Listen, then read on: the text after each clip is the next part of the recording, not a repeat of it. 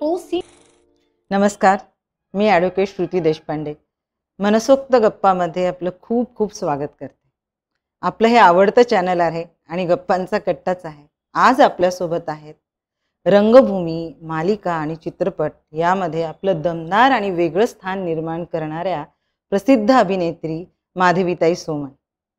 माधवीताईंसोबत आपण बोलणार आहोत. त्यांचे आलेले अनुभव, त्यांची प्रेरणास्थान, त्यांचा जीवन प्रवास हे सगळं जाणून घेणार आहोत. पण गप्पांकडे वळण्याआधी तुम्हाला एक विनंती, आपल्या या चॅनलला सबस्क्राईब, लाईक आणि शेअर नक्की करा. माधवीताई, मनसोक्त गप्पामध्ये खूप खूप स्वागत. नमस्कार. माधवी सोमण म्हणजे सध्या तरी सुंदराबाईच डोळ्यासमोर येते. खाष्ट अशी कडक, स्वामींना आपल्या वठणीत ठेवणारी. एकेका भूमिकांकडे तर आपण वळू जी तुम्ही वठवलेली आहे. पण मला हे विचारायला आवडेल की माधवी सोमण म्हणजे पुण्याची आहे का मुंबईची आहे? माधवीताईंचं बालपण कुठे गेलंय आणि शिक्षण कुठे झालं? मी पुण्याची आहे. जन्म पुण्याचा, इथे मुकुंदनगरमध्येच माझा जन्म झालाय. आणि शाळा माझी अभिनव विद्यालय आणि नंतर MS कॉलेजमधनं मी BCom केलं. पण BCom करत असतानाच मी लहान असतानाच म्हणजे 6वी-7वीत असतानाच मी एक नाट्य शिबिर केलं होतं. सुनील महाजन ते शिबिर घ्यायचे आणि त्यावेळेला उपेंद्र लिमये माझे सर होते, लिमये सर, आणि त्यांनी आमचं नाटक बसवलं होतं. पण तेव्हा मी ते सगळं हाऊस म्हणून करत होते. असं काही डोक्यात नव्हतं की मी ह्याच्यात काही करीन म्हणून, कारण मी डान्स शिकत होते, भरतनाट्य. तर पण मग हळूहळू एक एक नवीन नवीन प्रोजेक्ट येत गेली आणि करत गेले. आणि मग जेव्हा योगेश सोमण माझे मिस्टर, आमचं लव्ह मॅरेज आहे, त्याला जेव्हा मी भेटले आणि त्याच्याकडे नाटक करायला लागले, साधारण FY-SY मध्ये, त्यावेळेला कॉलेजमध्ये जाणं माझं जवळजवळ बंदच झालं होतं आणि नाटक करणं जास्त सुरू झालं होतं. आणि त्यामुळे मला त्याची आवड निर्माण झाली आणि मग वाटायला लागलं की नाही, या क्षेत्रात आपण काहीतरी करू शकतो. तो कॉन्फिडन्स मला योगेशने दिला आणि त्यामुळे मी आज जे काही केलंय, एक गुरु म्हणून मी योगेशचं नाव नक्कीच घेईन. हा पण एक म्हणजे वेगळाच विषय, योगेश सोमण आणि माधवीताई. तुमची म्हणजे भेट कशी झाली, आपण पुढच्या भागात तर ते नक्की सखोल ह्याच्यावर चर्चा करू. पण आता हे बालपण झालं, पुण्यातच बालपण गेलं. पण हे अभिनय म्हणजे मेन अभिनय क्षेत्रामध्ये जी तू आलीस, ती अभिनय क्षेत्राची आवड म्हणून का अचानक मिळालेली संधी म्हणून या क्षेत्रात आली? नाही, आवड तर होतीच मला. म्हणजे माझा जास्त कल हा म्हणजे कलेकडेच होता. म्हणजे शाळेतही मी अभ्यासात फारशी कधी रमले नाही. समूह गान स्पर्धा असू देत, प्रसंग नाट्य स्पर्धा असू देत, ह्या सगळीकडे मी असायची. त्यामुळे मुळात त्या बाजूलाच कल जास्त होता. आवड होती. घरात गाण्याचं होतं. माझी आई छान गायची, माझे वडील तबला वाजवायचे, पेटी वाजवायचे, माझी मोठी बहीण छान गाते. त्यामुळे घरात कलेचंच वातावरण होतं आणि त्यामुळे असं अचानक वगैरे नाही, फक्त कळत नव्हतं की नक्की काय करू यातलं.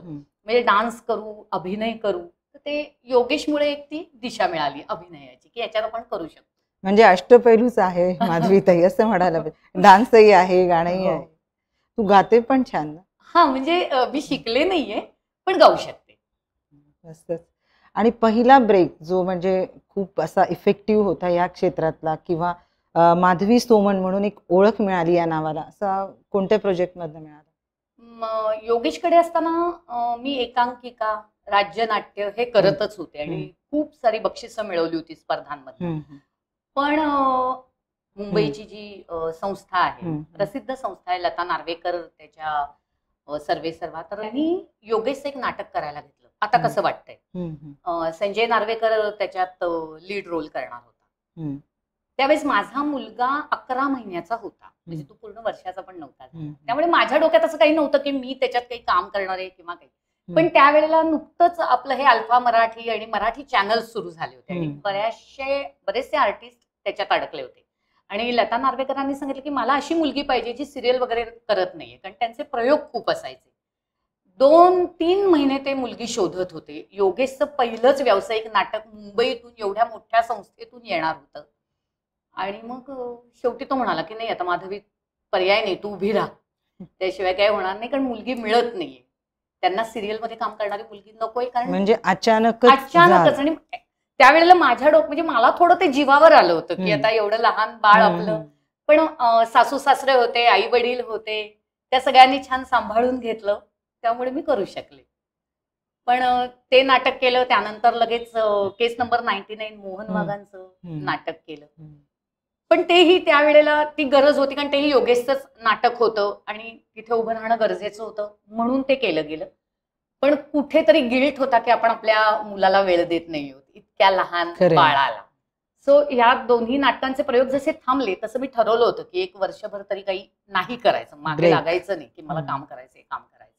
थोडा तो एक 3 वर्षाचा होऊ दे आणि मग करायला लागलो. आणि त्याप्रमाणे, कारण त्यावेळेला जेव्हा मी व्यावसायिक नाटक करत होते तेव्हा ऑफर्स खूप आले. पण एक तर नाटक प्रयोग, दमदार प्रयोग चालले होते, आणि दुसरं म्हणजे मुलगा. अशा दोन्ही गोष्टी होत्या, त्यामुळे मी ते थोडं टाळलं त्यावेळेला. तू सोनियाचा उंबरा ही सिरियल केली होती ना? हो. मग ती पण कशी मिळाली? ती त्याच वेळची आहे ना? हो, साधारण 6-7 साली मी केली. नाही, तेव्हाही असंच की त्याच्या आधी मी वादळवाट, अवघाची हा संसार ह्या मालिका केलेल्या होत्या. तर त्यामुळे त्यांच्याकडनं ऑफर आली, विचारलं गेलं, आणि भोरमध्ये शूटिंग होतं, पुण्यापासून अगदी जवळ. सगळी जवळजवळ पुणेकरच तिथे होते म्हणा ना, सगळे मित्रमैत्रिणी होते छान, त्यामुळे ते झालं. मला वाटतं बरीच वर्ष. हो, ती पण 1.5-2 वर्ष आम्ही केली, आणि अतिशय छान विषय होता. उमाताई कुलकर्णी लिहित होत्या, आणि सिरियलही खूप छान होती, खूप गाजली सिरियल ती, आणि त्याचा अनुभवही खूप छान होता. आणि खास मुख्य करून माधवी सोमन हे नाव लक्षात राहिलं. काम खूप सुंदर होतं. थँक्यू. तर हा म्हणजे अचानक एंट्री झाली असं म्हणू आपण अभिनय क्षेत्रात, असं काही मनात नव्हतं तुमच्या. आता हे एवढे रोल आजपर्यंत केलेत माधवीताई, पण ह्यामध्ये म्हणजे चित्रपटातही आहेत, मालिका तर आहेत, चालूच आहेत आताही, आणि रंगभूमी म्हणजे नाटकातही केलेले, पण मनाला स्पर्शून गेलेली किंवा खूप मनाजवळची आवडलेली अशी एखादी भूमिका? आवडलेली भूमिका म्हणाल तर मी एक प्रायोगिक नाटक करत होते, अजूनही आम्ही त्याचे आता पुन्हा सुरू करणार आहोत, प्रयोग चाललाय. सोंगटी नावाचा दीर्घांक मी करायची, मी आणि अंजली धारू म्हणून माझी मैत्रीण, आणि मानकर्णी म्हणूयात, म्हणजे आपण मोलकरी नको म्हणाला त्यांना, कारण आम्ही नाटकातच त्यांना मानकर्णी म्हणतो, की मानाने पैसे कमवतात, कष्ट करतात, काम करतात. तर त्या विषयावरती तो दीर्घांक होता, जो डॉक्टर विजया वाडांनी, त्यांची कादंबरी आहे सोंगटी, आणि त्याच्यावरती हा दीर्घांक योगेशनीच दीर्घांक केला होता त्याचा, आणि बसवलं होतं. आणि महाराष्ट्रभर आम्ही त्याचे प्रयोग केले, म्हणजे महाराष्ट्र झालं, दिल्ली झालं, मद्रास झालं, बँगलोर झालं, आणि दुबई. मराठी नाटक दुबईलाही आम्ही करून आलो त्याचा प्रयोग. तर ती भूमिका माझी अतिशय, म्हणजे नाटकातली म्हणाल तर ती अतिशय आवडती भूमिका आहे. खूप मजा यायची, आम्ही दोघीच परफॉर्म करायचो, सेट नाही, काही नाही, पण खेळवून ठेवायचं ते नाटक सगळ्यांना. आणि त्याचे अनुभवही आमच्याकडे इतके, कारण अगदी तळागाळात जाऊन आम्ही त्याचे प्रयोग केलेले, आणि तिथल्या महिला कशा पद्धतीने, ज्यांना काही म्हणजे नाटकाचं हेच नाही, फारसं कधी बघितलेलं नाही, इतकी छोटी छोटी गावं, आणि त्या यायच्या, आणि वर प्रयोग आमचा असा 3-4ला असायचा, कारण काय तर संध्याकाळी त्यांना जमणार नाही, नवरा कामावरनं आला की भाकऱ्या थापायच्या, सगळंच असायचं.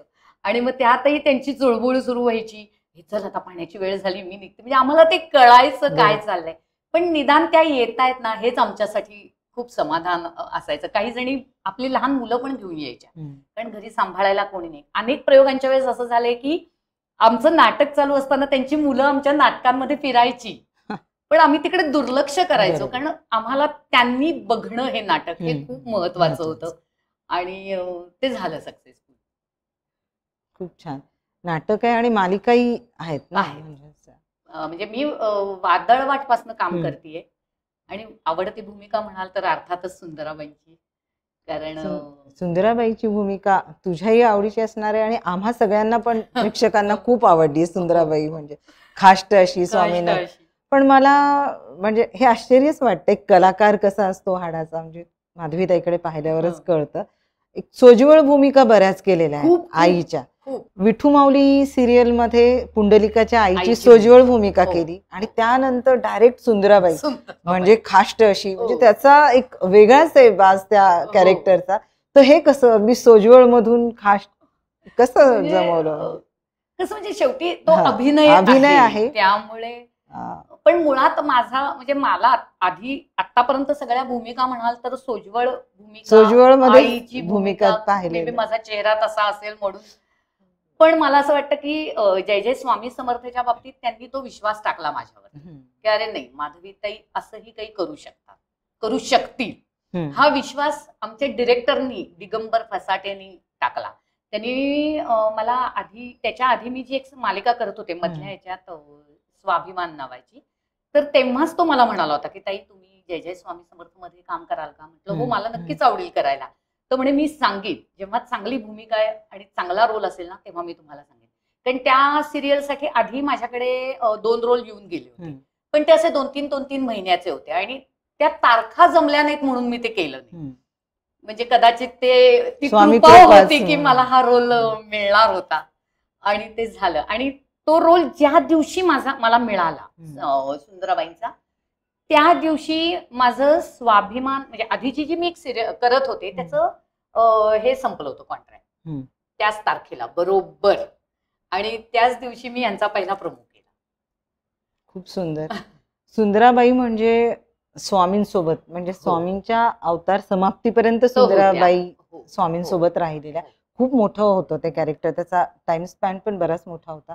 पण सुंदराबाई ज्यावेळी म्हणजे ते कॅरेक्टर निभवत असताना, ते कॅरेक्टर वठवत असताना असे काही अनुभव आलेत का की स्वामींच्या म्हणजे स्वामींच्या सिरियलमध्ये सुंदराबाई हे आपण करतोय, सुंदराबाईचा रोल, जी स्वामींवर कमांडिंग होती आणि सगळ्यांना रागवणं, खाष्टपणा, तर हे सगळं करत असताना एक माधवी सोमन म्हणून माधवीताईवर काही स्वभावात म्हणा किंवा आयुष्यात फरक पडला? हो नक्कीच. म्हणजे मुळात मला मी स्वामींबद्दल माहिती होतं, स्वामी समर्थ, पण मला बाकी काही एवढं माहिती नव्हतं. म्हणजे सुंदराबाई कोण, बाळप्पा कोण, सोळप्पा कोण, हे मला काही तेवढं माहिती नव्हतं.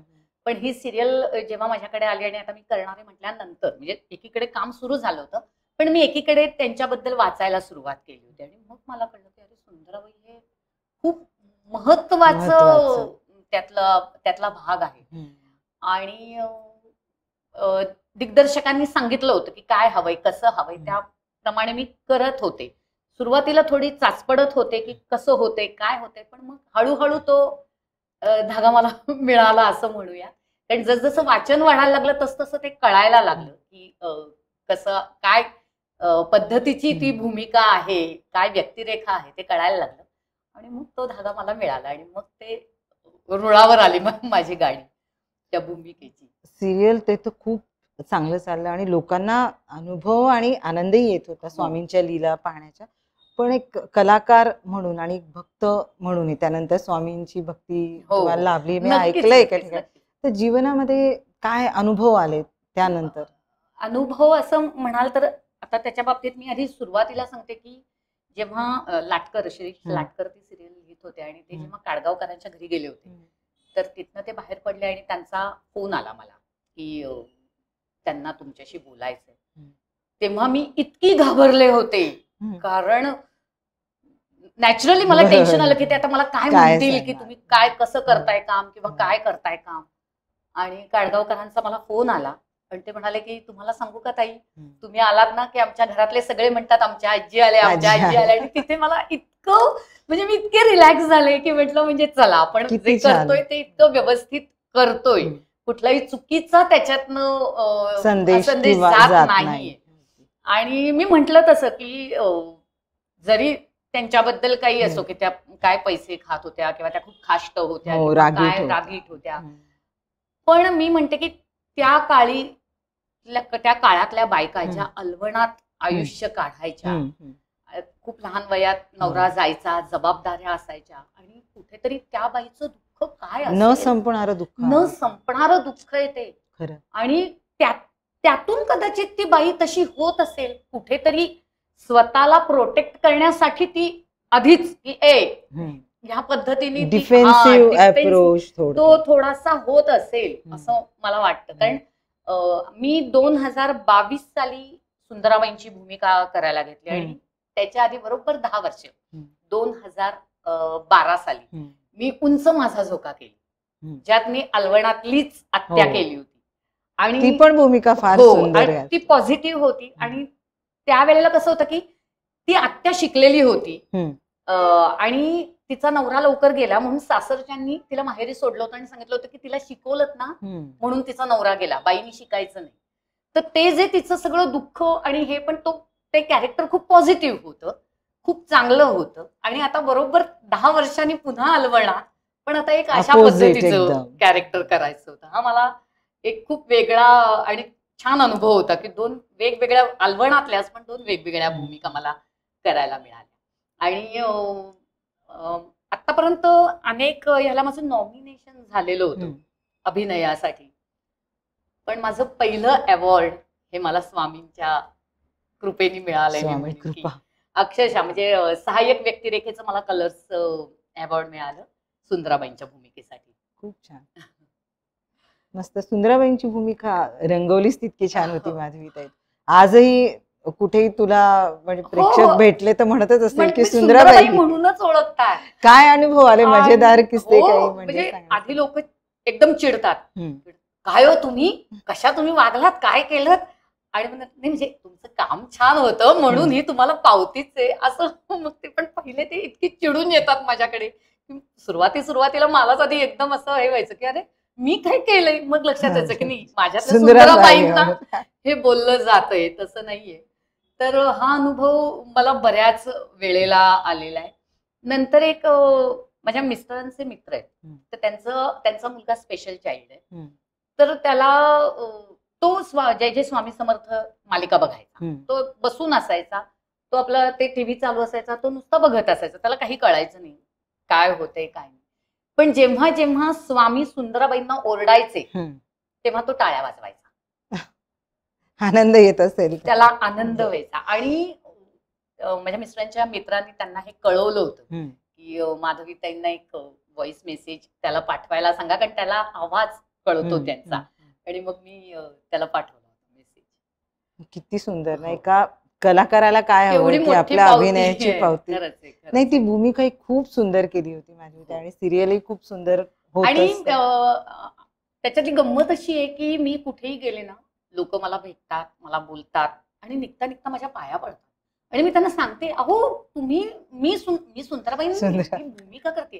ते म्हणाले पण तरी काय, भूमिका असली तरी सुंदराबाईंची भूमिका करताय ना तुम्ही, तेवढं भाग्य स्वामी स्वामी म्हणताय, स्वामीमय झालं.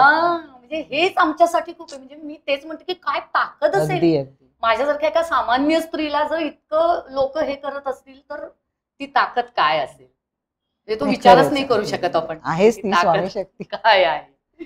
खूप छान सुंदर. आता हे अनुभव तर येतच असतात ते कलाकार म्हणून. मजेशीर किस्साच झाला ना तो, की प्रेक्षक आधी बघून सुंदराबाई म्हणतात आणि नंतर रागावतात पाया पडतात. मी या स्वामींच्या मालिकेतला आणखीन एक किस्सा तुम्हाला सांगेन की सुंदराबाई जेव्हा स्वामींना चोळप्पांच्या घरातनं बाहेर काढतात, तो एक सोन्याच्या साखळीवरनं भांडण होतं आणि तो सीन आम्ही करत होतो. खूप भांडणं, त्या राधाका बरोबर माझी भांडणं, आणि शेवटी स्वामी म्हणतात की नाही मी बाहेर पडतो आता. तर तो सीन जेव्हा चालू होता तर त्याच्यात मला तर भांडणच लावायची होती, त्यामुळे मी मजेत होते त्याच्यात. पण चोळप्पांची भूमिका करणारी सगळी फॅमिली आणि समोर आमचे दिग्दर्शक, कॅमेरा दादा, समोरची सगळी माणसं सगळे रडत होते ढसाढसा त्या सीनला. आणि एका पॉइंटला असं झालं की मी विसरूनच गेले की मी सुंदराबाई आहे, आणि मला गिल्ट यायला लागला की मी हे काय करते, मी हे काहीतरी पाप करते, मी काहीतरी चुकीचं करते. म्हणजे मला त्याला सांगावं लागलं डिरेक्टरला, ताई म्हणजे तो जेव्हा त्यातनं बाहेर आला तेव्हा तो म्हणाला ताई तुम्ही तसं वाटू ही भूमिका आहे. पण तोपर्यंत मी इतकी डिस्टर्ब झाले होते की माझा चेहराच म्हणजे एक्सप्रेशनच बदलायला लागले माझ्या चेहऱ्यावरचे, की हे मी काहीतरी खूप मोठं पाप करते असं मला तो गिल्ट यायला लागला.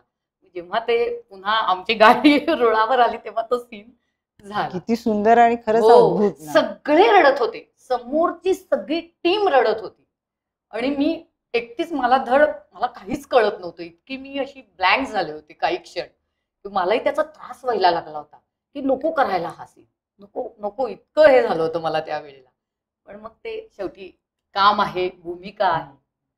म्हणतात ना तुम्हा कलाकारांच्याच भाषेत परकाया प्रवेश, तो जेवढा म्हणजे हाडाच्या कलाकाराला सोपा आहे त्या परकायेतून म्हणजे त्या कॅरेक्टर मधनं बाहेर येतानाही तितकाच त्रास होत असणार आहे. नाही, होतोच. असं बरेचदा मला वाटतं विचारावं, कलाकार असतात, तुम्ही ठीक आहे एखादा रोल केला, एखादं पात्र निभावलं, त्याचा इम्पॅक्ट किती दिवस राहतो, मग घरातल्यांना त्याचे काय साईड इफेक्ट? पण होतो म्हणजे त्या पिरियड मध्ये काय व्हायचं, जवळजवळ आम्ही 13-14 तास काम करायचो. त्यात माझे सगळे सीन हे सतत मी वाचा बोलतीये, हे करते, तर कुठेतरी ना घरी आल्यानंतरही माझी चिडचिड वाढायला लागली होती. म्हणजे माझ्या बहिणी वगैरे पण मला म्हणायच्या, आहे तू तिथलं इथे आणू नकोस, उगाच चिडू नकोस, उगाच रागवू नकोस. पण ते स्वाभाविक आहे, कारण 14-14 तास जेव्हा तुम्ही तेच करता ना, तेव्हा ते ऑटोमॅटिक थोडं पण घेतलं, म्हणजे घरच्यांनी सगळ्यांनी समजून घेतलं, म्हणजे इम्पॅक्ट पडतो. हो, पण ते म्हणायचंय मला, म्हणजे माझी बहीण म्हणजे तू तशीच वागतेस ना इथे, जरा चिडणं कमी कर, रागवणं कमी कर. पण ते थोडं व्हायचं, म्हणजे सहज सोडता येत नाही, त्याचा प्रभाव राहतो. सिरियलचं कसं होतं, तुम्ही 2-2-3-3 वर्ष तेच करत असता, आणि मी तेव्हा महिन्यातले जवळजवळ 25 ते 27 दिवस काम करत होते. मध्ये एक दिवस सुट्टी मिळाली, मी फक्त सांगून ठेवलं होतं की एक दिवस सुट्टी मिळाली ना, मी पुण्याला जाणार, दुसऱ्या दिवशी सकाळच्या गाडीने येणार, 11 पर्यंत मी सेटवर, कारण नाही तर मला यायलाच मिळालं नसतं. तर त्यामुळे मी तेवढं सांगून ठेवलं होतं. पण 27 दिवस तेच करणं, जसं की विठू माऊलीच्या वेळेस मी सतत रडतच असायचे त्याच्यात, कारण पुंडलिकाची आई म्हटल्यानंतर आणि ते सगळे सीनही तसेच असायचे, इतकी सोशिक आणि अशी ती सगळी भूमिका होती, सतत संकट. तर तेव्हा मी सतत रडत असायची, आणि इथे म्हणजे एकदमच एकदम रागात दोन्ही एकदम. पण बराच वेळ गेला त्यामध्ये, एक 7-8 महिने गेले होते विठू माऊली नंतर, पण एवढाच काळ गेला होता, फार नव्हता गेला. तर माधवीताई ह्या नाट्य क्षेत्रात, मालिकांमध्ये आणि चित्रपट तिन्ही मध्ये सक्रिय आहेस तू. पण ज्यावेळी वेगवेगळे रोल आता निभावतेस, असा एखादा ड्रीम रोल आहे का की अजून मला करायची इच्छा आहे, तो मिळावा किंवा मिळायला हवा होता, जो दुसऱ्यांनी केलाय, किंवा पुढे भविष्यात? हा, भविष्यात मी म्हणेन असा ड्रीम रोल असं मी म्हणणार नाही, पण चांगल्या भूमिका मिळाव्या, चांगल्या भूमिका मिळाव्यात, व्हेरिएशन्स मिळावीत भूमिकेमध्ये. म्हणजे सतत एक सोशिक आई नाही, जसं मला सुंदरबाई. पण मला नेहमी असं वाटतं की तुम्ही जेव्हा 10-12 भूमिका ह्या टाईपच्या करताना, तेव्हा तुम्हाला एक भूमिका अशी मिळते, कारण तो शेवटी व्यवसायाचा भाग आहे, ते करायला तर हवं. आणि ट्रेंडही पडत असेल ना थोडा, की हे एकसारख्या तशाच भूमिका येतात, तर त्या येतातच. मग मालिका म्हटलं की ते येतच, ते होतच. पण माझा तेवढा विश्वास आहे की मी जेव्हा अशा एक 7-8 भूमिका करेन, तेव्हा मला अशी एक भूमिका नक्की मिळेल, आणि त्या भूमिकेची वाट बघण्यासाठी मला अशा भूमिका करायलाच हव्या. कारण चेहरा दिसणं पण गरजेचं असते. पण वाटतं की भविष्यात चांगल्या भूमिका, वेगवेगळ्या प्रकारच्या भूमिका करायला मिळाव्यात. आता खूप सुंदर आहे कलाकाराचं आयुष्य, म्हणजे पण तितकंच ताणाचं पण असतं. मला म्हणजे ह्याचं कुतूहल आहे आधीपासून. तर एवढं सगळं घर, आता माधवीताई म्हणजे घरही पाहते, मुलाकडेही लक्ष देणं आहे, शिवाय पुणे मुंबई हा प्रवास जिथे कुठे असेल, तर हा जो बॅलन्स म्हणजे मानसिक संतुलन सुद्धा असेल किंवा शारीरिक, ते कलाकार मंडळी तुम्ही लोक कसे साधताय? कसं साधताय ते आता कसं आहे, ते त्या माणसावर किंवा काय विशेष असं करता की इकडे भूमिकेलाही न्याय देता आणि पुन्हा हे एक मी माझ्या बाबतीत म्हणाल तर मी थोडीशी माझं घर आणि अशीच आहे. म्हणजे मी जरी त्या फील्डमध्ये काम करत असले तरी तिथल्या याच्यात मी फार रमत नाही. माझं काम बरं, मी बरी, मी त्यातनं लगेच बाहेर येते, कारण मला बाकीच्या खूप गोष्टींची आवड आहे. जसं मी ट्रेकिंग करते, वाचनाची आवड आहे, मी लिखाण करते, माझ्या काही कथांना बक्षिसं मिळालीत, किंवा लोकमतच्या दिवाळी अंकात माझी कथा आली आहे, लोकप्रभासाठी माझे लेख आलेले. सो ह्या सगळ्या जर गोष्टी मला करायच्या असतील तर मला तिथे अडकून पडून चालणार नाही, मला त्यातनं बाहेरच आलं पाहिजे. आणि मुलगा, मूल म्हटलं की निम्मा जीव आईचा तिथे म्हणजे आता तर तो 25-26 वर्षांचा आहे, MBA, पण तरी अजूनही कुठे, म्हणजे आता तोच उलट सांगतो, अगं आता मी मोठा आहे, आता तू इतकी धावत पडत यायची काही गरज, पण आईसाठी लहानच, आईसाठी मूल लहानच असतं.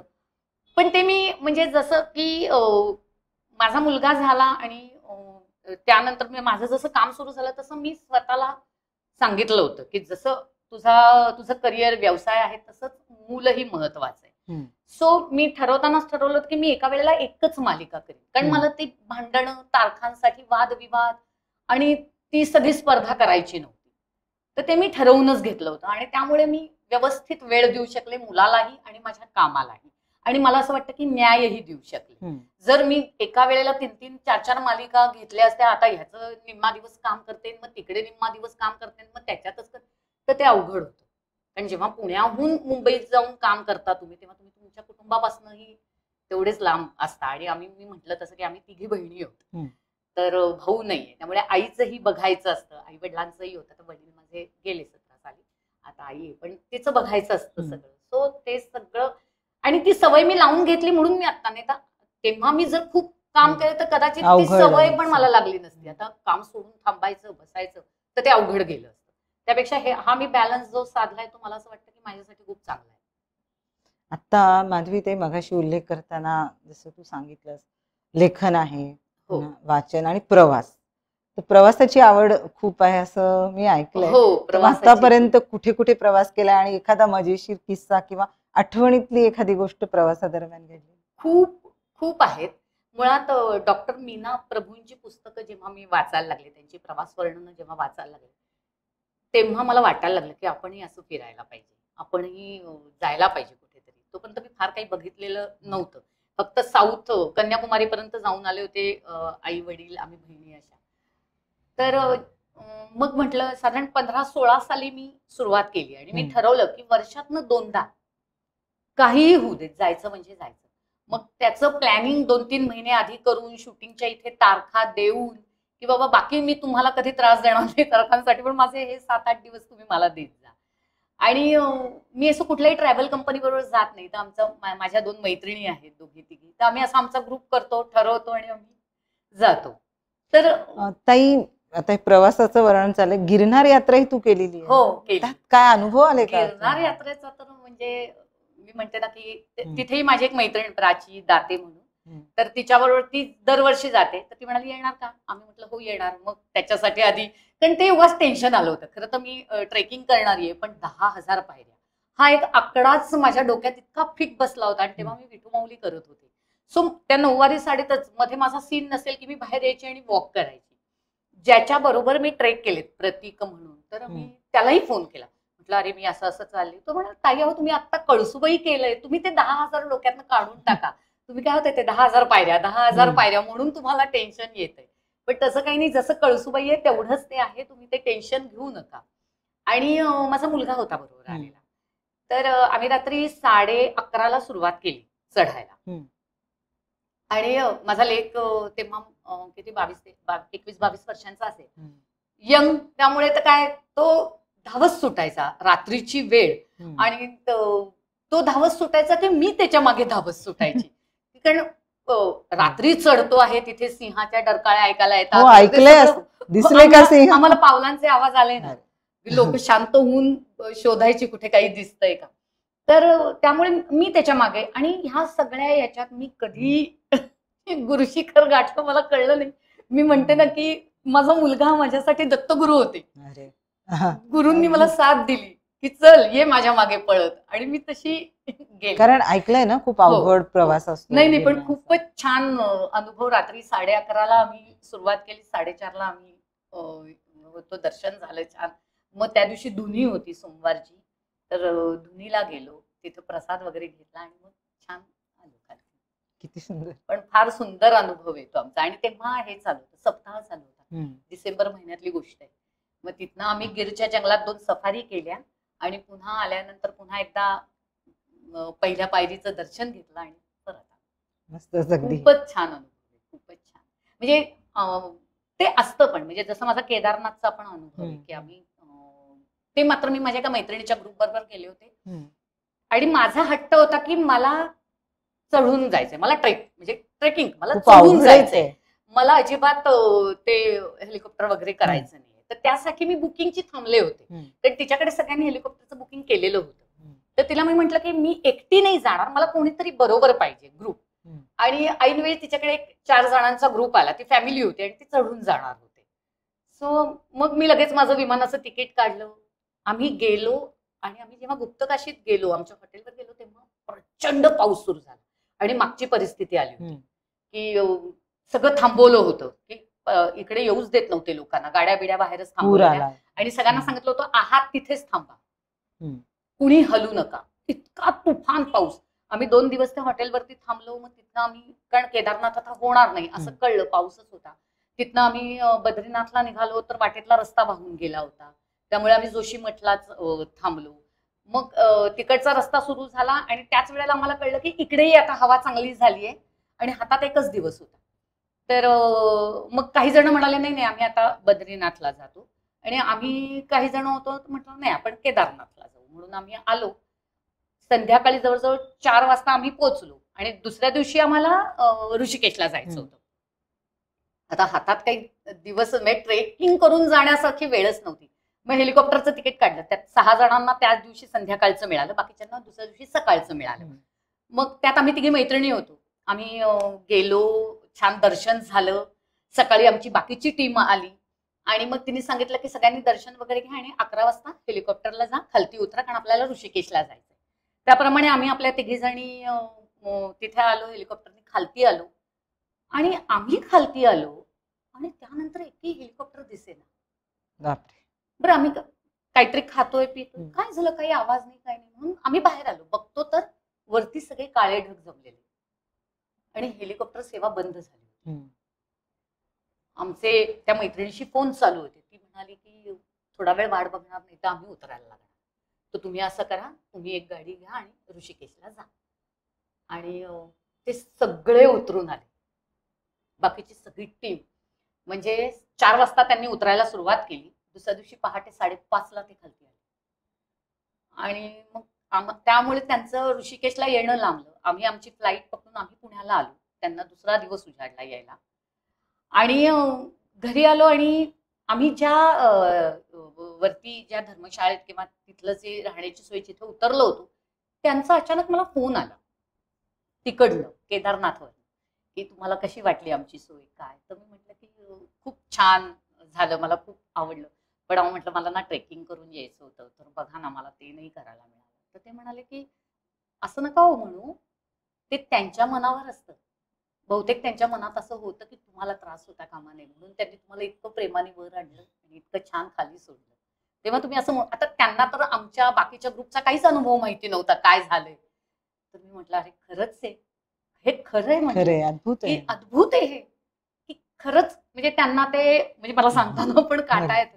मी म्हटलं नाही, मी हा पुढे असं कधी बोलणार नाही, त्यांच्या मर्जीप्रमाणे सगळं होतं हे अगदी मान्य आहे. आणि मी ना जाताना लोकरी, मला क्रोशाच्या सुईवरती टोप्या मी ऑनलाईन केली होती बघून, त्याप्रमाणे मी बऱ्याच त्या काळात टोप्या केल्या होत्या. तर एक छान टोपी करून मी नेली होती आणि तिथे ते सगळं सैनिकांचंच हे असतं. तर ते जे होते तिथले ते म्हणाले की हे काय आणलंय.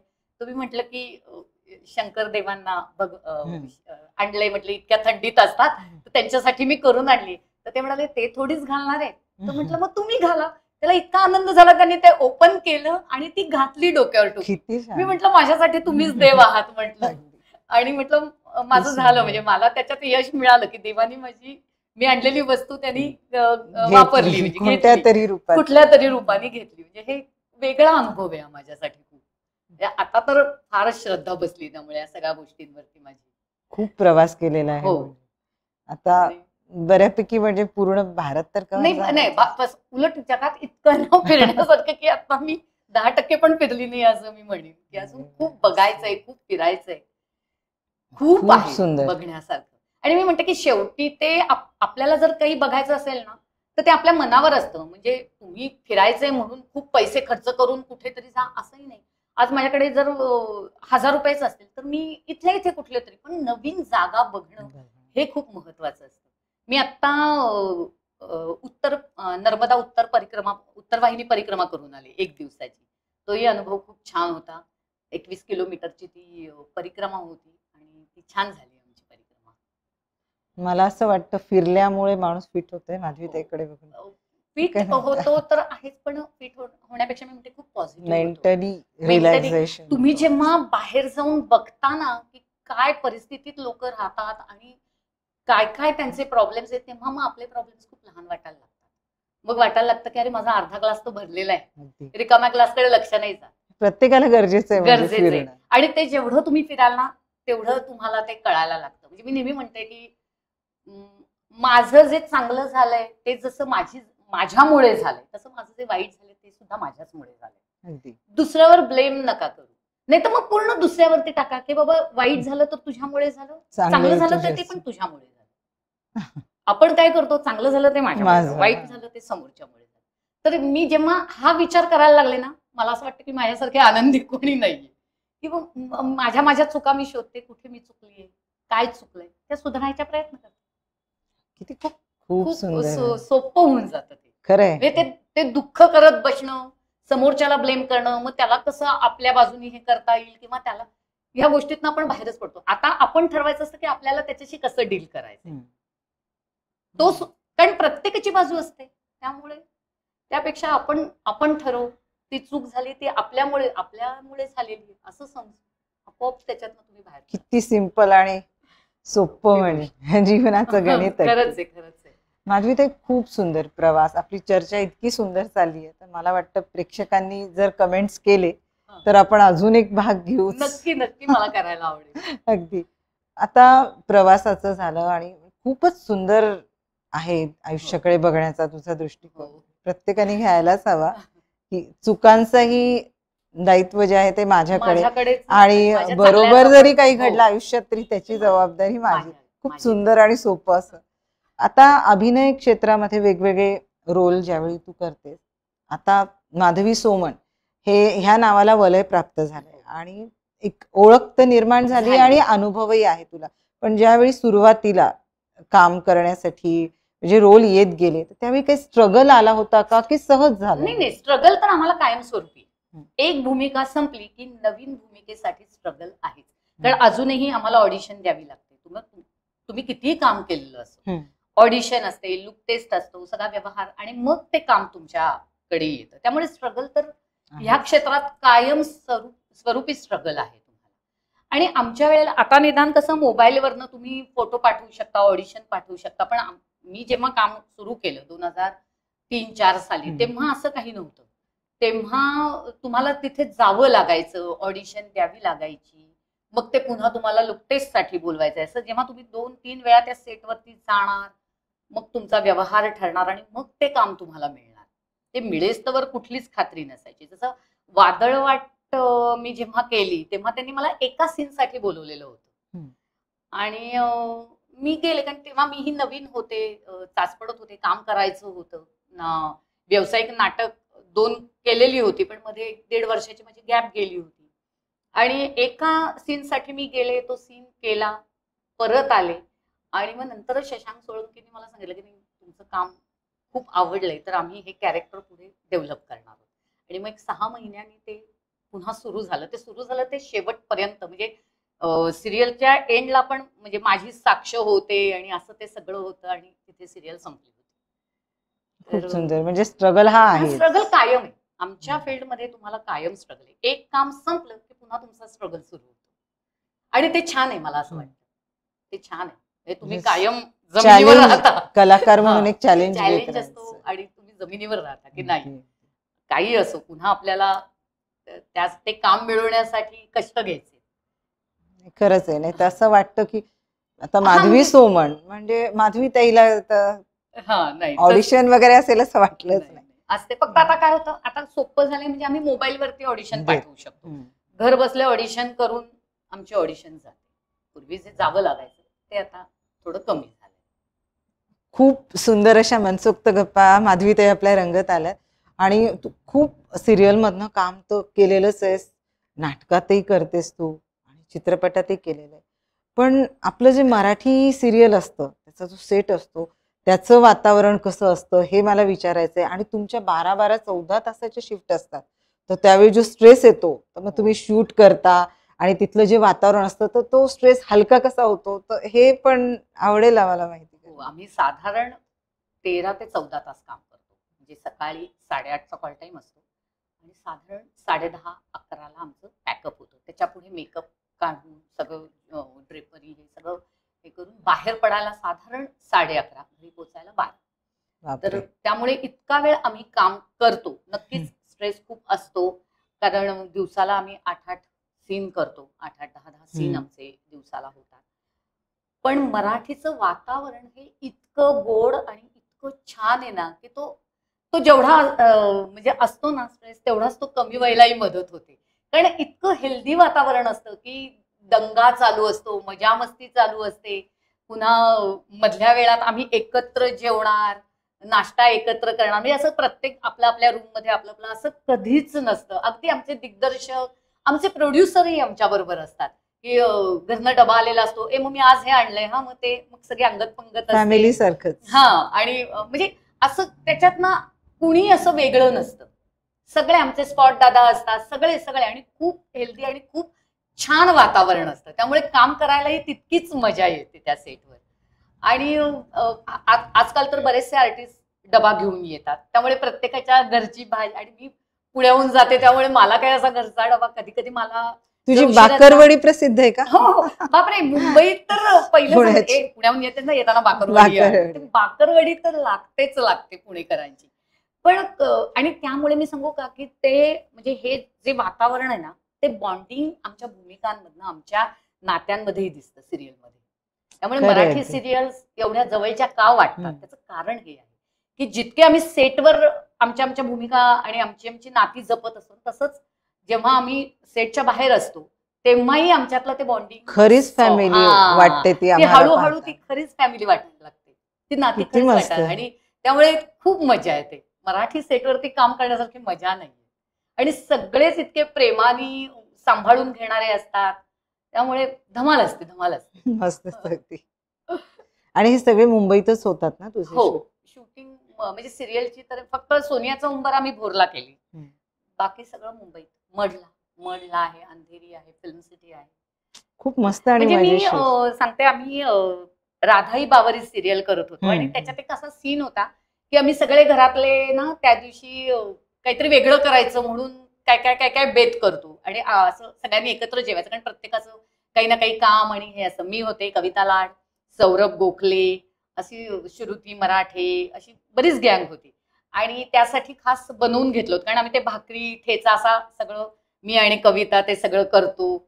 आणि तो सीन होता, आणि ते आम्ही असे एकत्र मजा करत जेवतोय असं सीन होता. आणि त्या मावशींकडनं हे सगळं करून घेतलं होतं त्या दिवशी, आणि तो सीन सुरू केला आमच्या डिरेक्टरने. आणि आम्ही ते खात होतो, आणि आम्ही त्याच्यात इतके रमलो की आम्ही शूटिंग करतोय हे विसरूनच गेलो. आणि आमचा इतका दंगा आणि हे चालू. आणि आमच्या डिरेक्टरनी खूण केली, कॅमेरा तसाच चालू.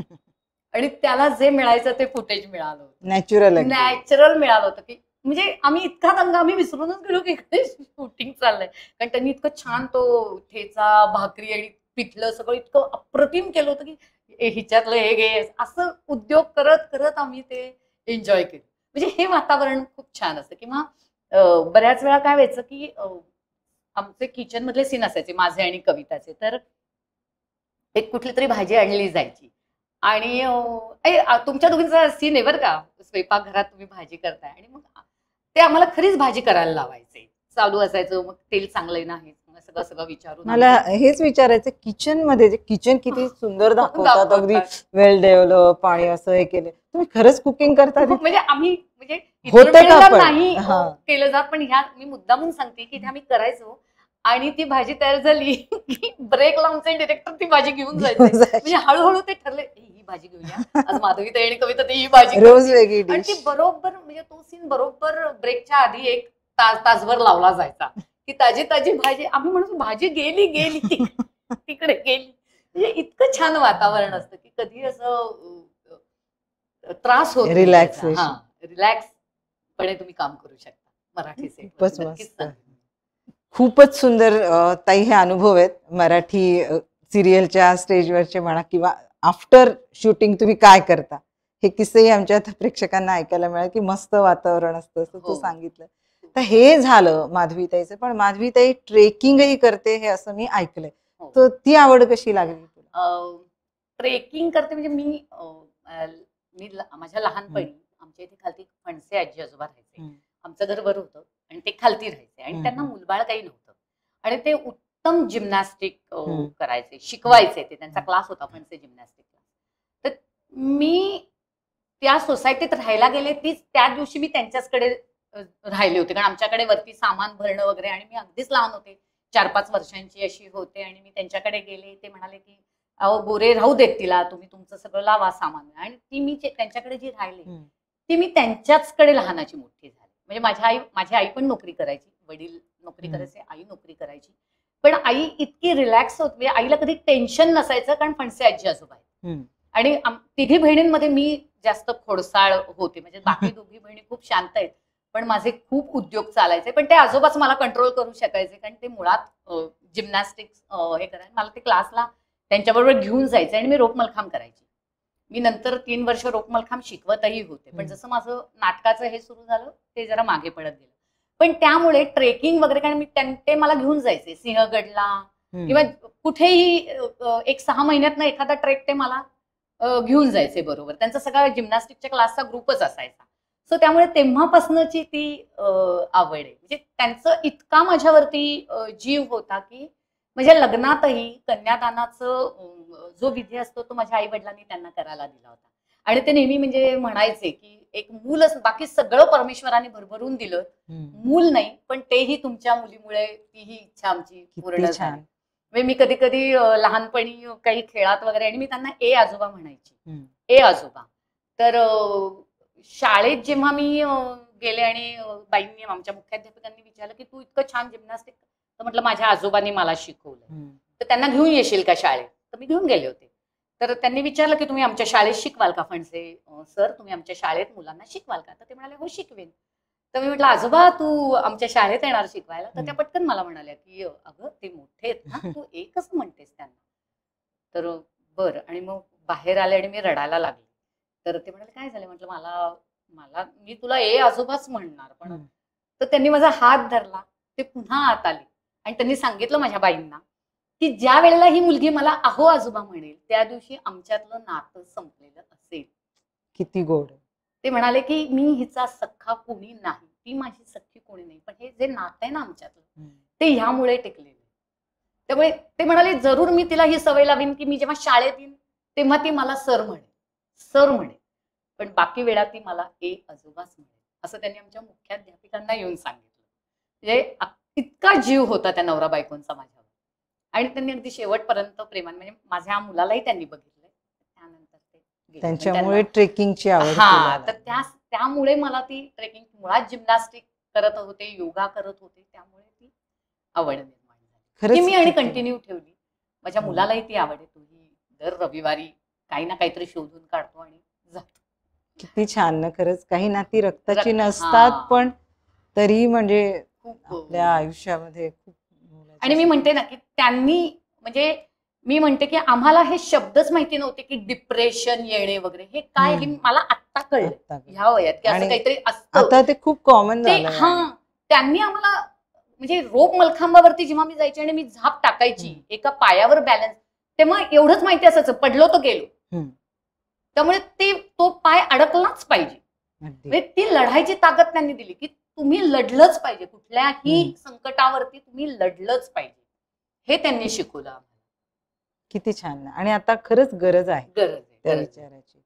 आता हे जे क्षेत्र आहे आपण बोलतोय की म्हणजे सेटवरचं वातावरण कसं किंवा रोल कसे मिळतात, आणि जे तू आता मगाशी सांगितलंस की जरी फेमस झाला आणि नाव जरी त्या व्यक्तीला म्हणजे कलाकाराला मिळालं तरी स्ट्रगल आहे, ऑडिशन आहे, पुन्हा त्या सगळ्या स्पर्धेतून जायलाच लागतं. पण आता जे नवीन आहेत कलाकार, ज्यांना असं वाटतं की यावं आणि अगदी क्विक रिझल्ट मिळावा किंवा असतो या इंडस्ट्रीमध्ये, तर तुझं त्यांना काय सांगणं? खरंच असं आहे ही चंदेरी दुनिया आपण म्हणतो. जर लंबी रेस का घोडा व्हायचा असेल ना, तर मला असं वाटतं की शिका, त्यातलं आधी ज्ञान घ्या, त्याच्याबरोबर भरपूर वाचन करा. कारण मी म्हटलं तसं की प्रत्येक अनुभव आपल्या आयुष्यात आलेला नसतो, मग तो तुम्हाला कुठून मिळणार? तर तो वाचनातनं मिळणार. की त्यावेळेला काय रिॲक्ट व्हायचंय, कसं रिॲक्ट व्हायचंय हे तुम्हाला वाचनातनं मिळेल. तर त्यासाठी खूप घाई करू नका प्रसिद्धीची, असं मी म्हणेन. त्याऐवजी तुम्ही आधी छान त्याचं शिक्षण घ्या. आणि आज अभिनयाचं तर तुम्हाला मिळतच, विविध ठिकाणी वर्कशॉप असतात, तर त्याचं छान शिक्षण घ्या, तुमच्या आवाजावर तुम्ही काम करा आणि मग ह्या फील्डमध्ये या.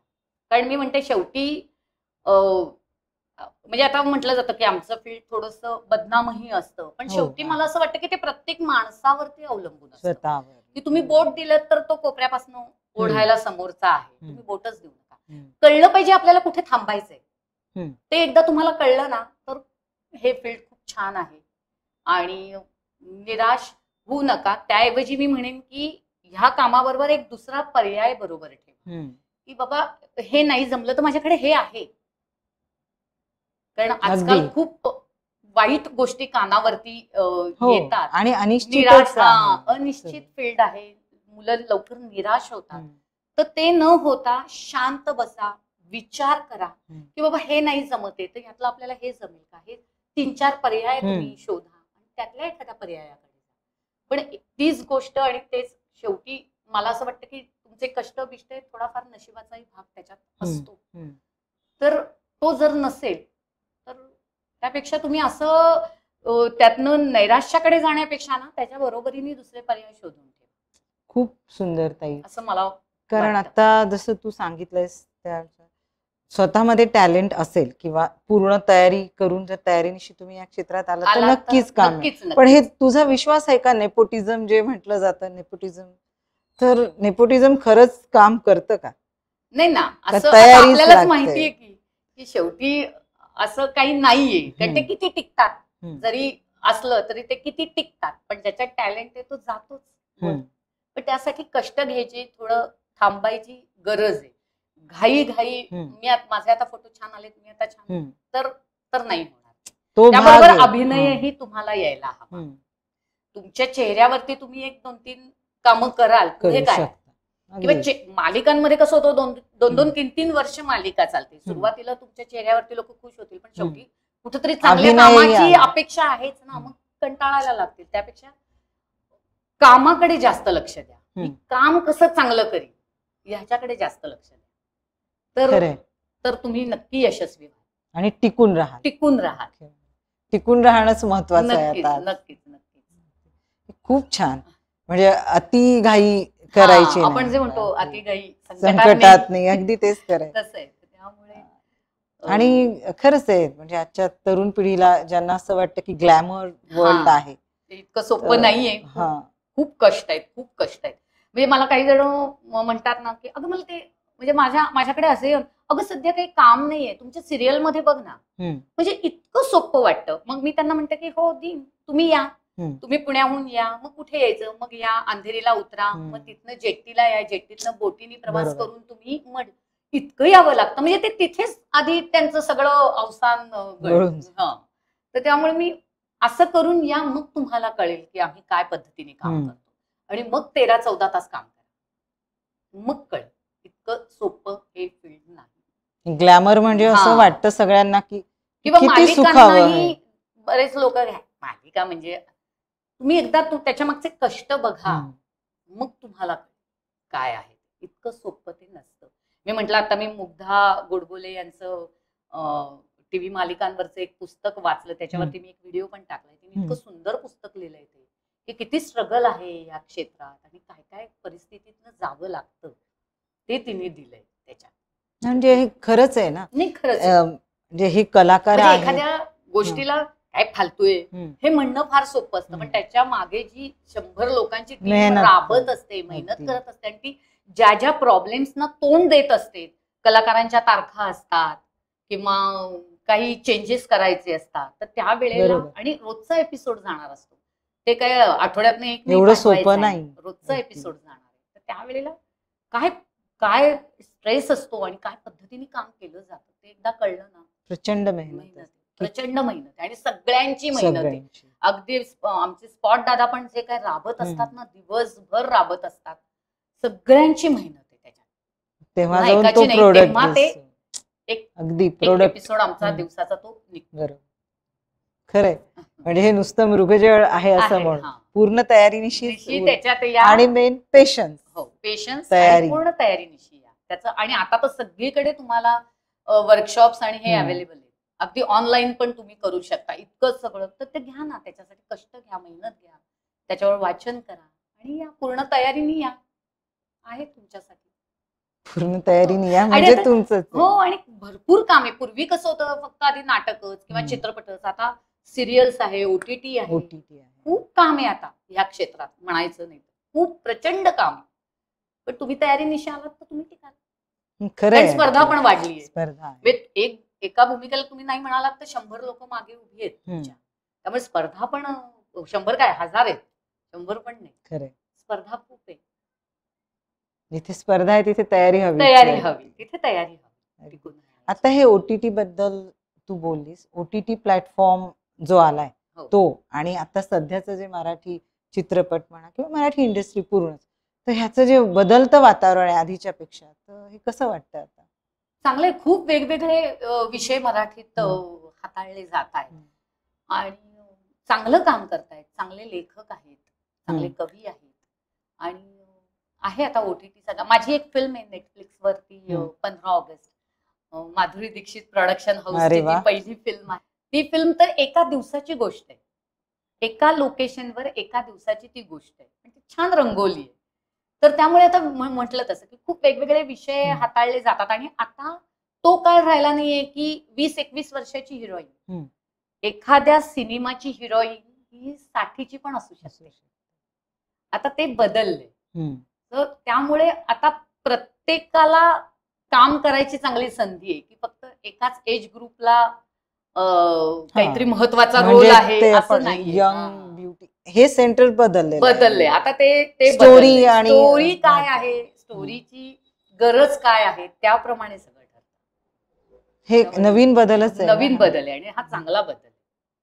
आणि प्रेक्षक पण खूप रिस्पॉन्स देत आहेत. म्हणजे आधीसारखं पर्टिक्युलर तोच नाही. उलट आता लोकांना वेगवेगळे विषय बघायला आवडत आहेत. वेगवेगळे विषय बघतायत, त्याच्यावर चर्चा करतायत, आवडतंय लोकांना. मराठीतही बरेच येत आहेत नवीन. मराठीतही नवीन नवीन विषय येत आहेत. चांगले आर्टिस्ट आहेत मराठीत काम करणारे सुद्धा. चांगले चित्रपट येत आहेत. खूप छानच आहे. हिंदीला तुल्यबळ होतंय असंच म्हणून. आपले मराठी कलाकार हिंदीतही किती काम करतात. खूप. कारण आपलं पुन्हा तेच वाचन भरपूर असतं, कामाची आवड असते, त्यासाठी घेतलेले कष्ट असतात.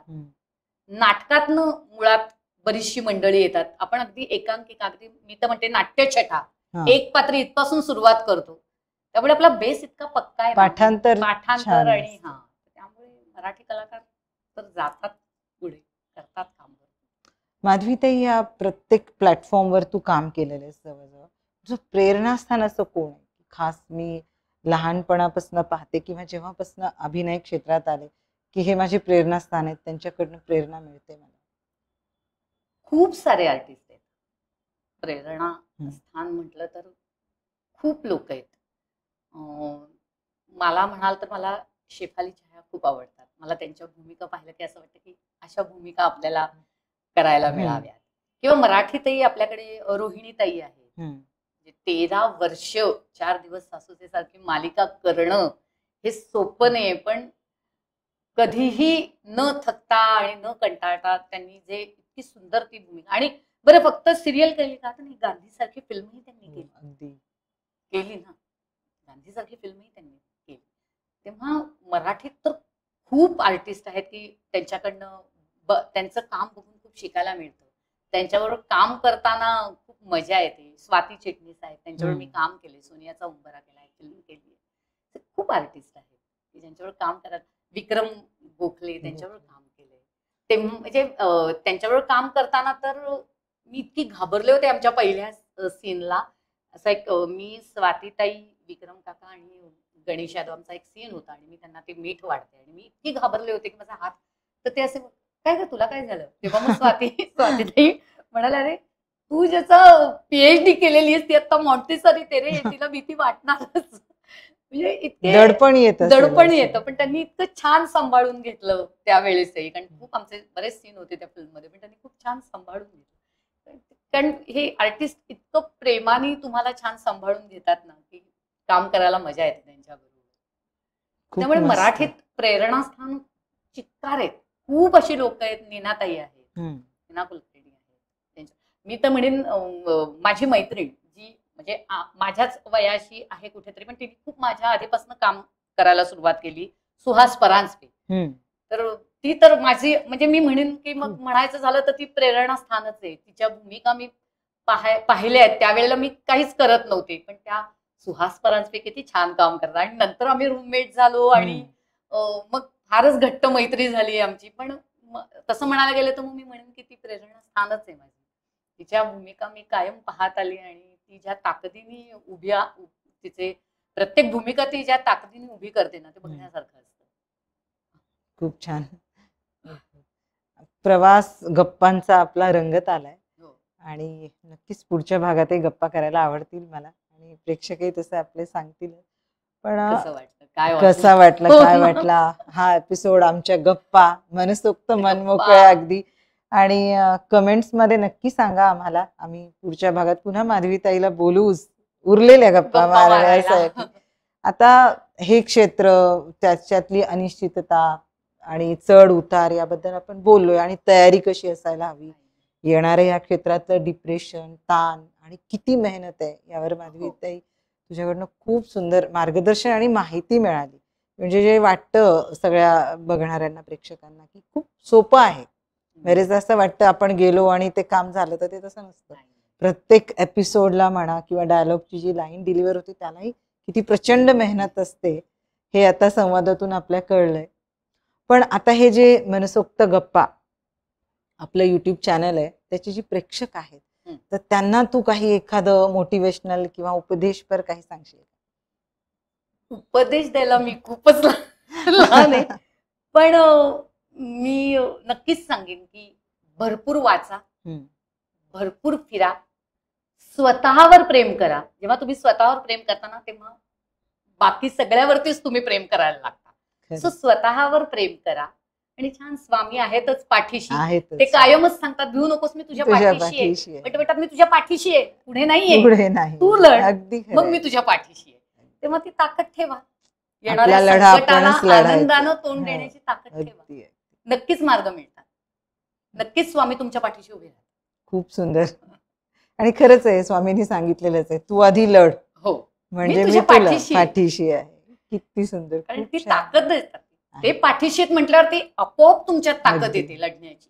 असं म्हटलेच आहे ना, जवळी उभी स्वामी शक्ती कळू, तू प्रयास कर. आणि हे जे डिप्रेशन वगैरे येतं ना तरुण पिढीला, त्यांना खरंच घेणं खरंच आहे. खूप छान, खूप सुंदर. आणि सुंदराबाईचं आम्हाला अजून एक नवीन रूप प्रेक्षकांना कळालं की सुंदराबाई ज्या ताईंनी वठवलंय माधवीताईंनी किती सुंदर आहे.